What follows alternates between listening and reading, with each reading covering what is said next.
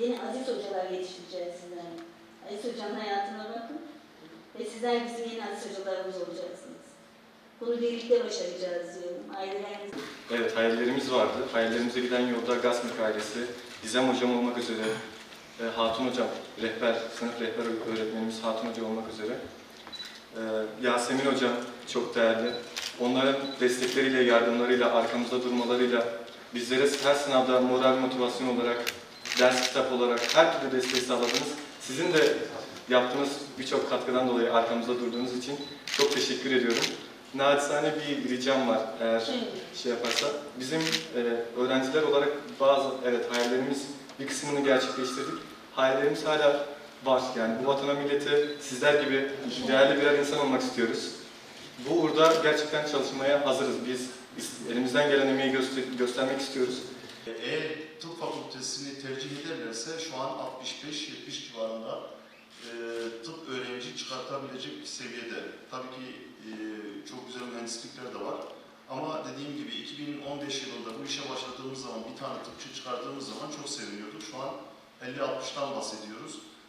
Sizleri çok iyi yetiştirmemiz lazım. Artık altyapı belediyeciliği bitti. Artık şehir ekonomisi, artık sosyal kültürel belediyecilik, artık başka bir dünya var. Kalkınma yerelde başlıyor, demokrasi yerelde başlıyor. En büyük yatırım insana yapılan yatırım. Ben arkadaşlara şunu söylerim, gerekirse bir köprü yapmayalım, verdiğim talimat buydu. Gerekirse bir köprü yapmayalım ama bu çocukların gönül köprüsüyle istedikleri yere ulaşmasına yardımcı olalım. O yüzden kalifikasyona çok dikkat ettik. Bir tane arkadaşıma şu gelsin de Gasmi'ye gitsin, hoca olsun demem.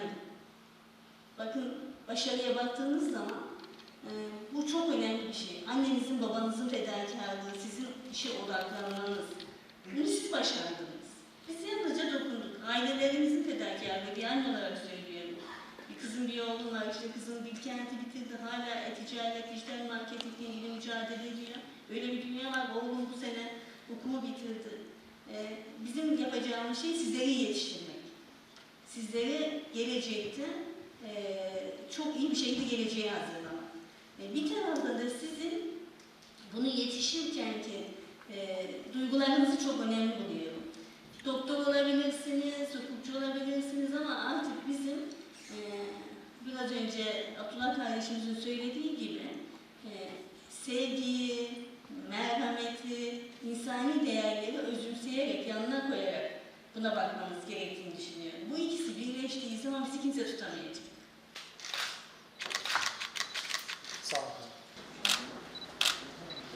İsmail abi biraz geri çıkar mısın?